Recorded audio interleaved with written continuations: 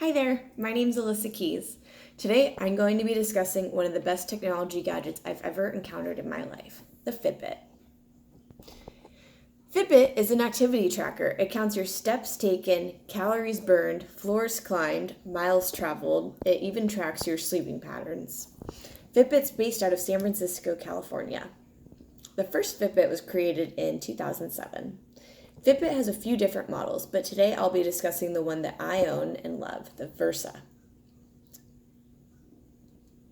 Besides the Versa, the other Fitbit models are called the Flex, Charge, Charge HR, and the Ionic. There are even Fitbit watches for kids, so they can join in on the fun. We just need one for dogs at this point. Some of the more advanced trackers, like the one that I own, the Versa, have software on it that aids users in achieving their exercise goals. There's a feature that I really like on the Versa. It's called Coach. It has different programs for numerous activities.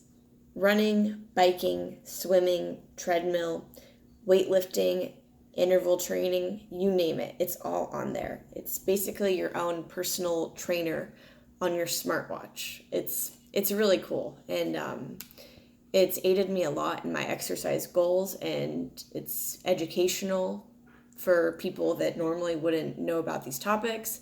It saves you money if you don't want to use a personal trainer. And the Fitbit's also water resistant. The Versa, that is. That one's really cool.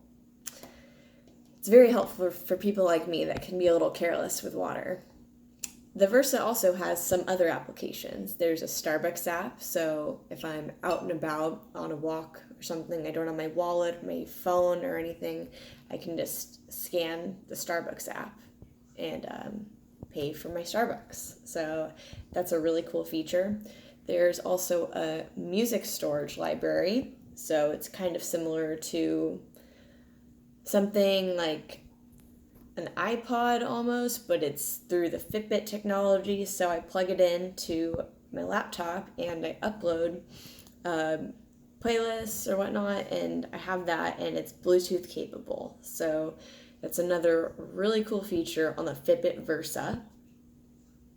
There's also a weather reporting app, which is always convenient. It's always good to be aware of the weather, changing patterns in beautiful Southern California. And there's also a Pandora radio station. If you don't have music uploaded into your library, you can just seek out traditional Pandora radio. And I do know that some of these apps, they're developing over time, and there are more apps in the process. So the Fitbit right now, it has some great standard apps that it comes with, and there's only more that the company will be creating in the future. So that's something to keep an eye out for with the updates as they come along. The Fitbit Ionic is in the fitness tracking world, and it's created a movement of step-obsessed people. One feature I really enjoy is creating challenges with my friends who also have Fitbit. Some of them are called the Workweek Hustle or the Weekend Warrior. So basically, during one of these challenges, I'll have a couple of my friends, and it's tracking our 5-day work week, and it just shows us in a competition at who has the most steps, who's making the most progress. There's also funny features where you can cheer your friends, you can taunt them. I like to do both, so that's a really fun feature. It's a good way to get everyone motivated and just get up off your butt. And whether you're taking a walk in your neighborhood, you're at the gym. I've had a friend, for instance, when we're doing our challenges, we're literally walking around our house trying to beat each other. So it's really fun socially, and it's healthy for you. So another reason I'm a huge fan of Fitbit is for when I'm traveling.